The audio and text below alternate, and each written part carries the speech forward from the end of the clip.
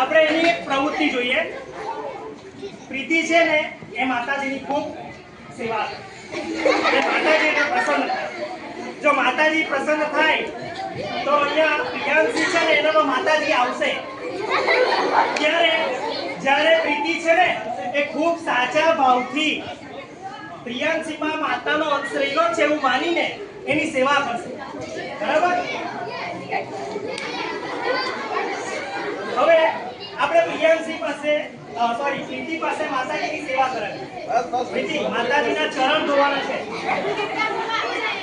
આ શું છે? ચાલો માતાજીના ચરણ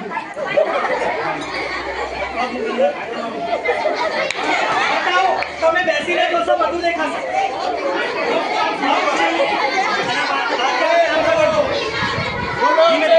માત કી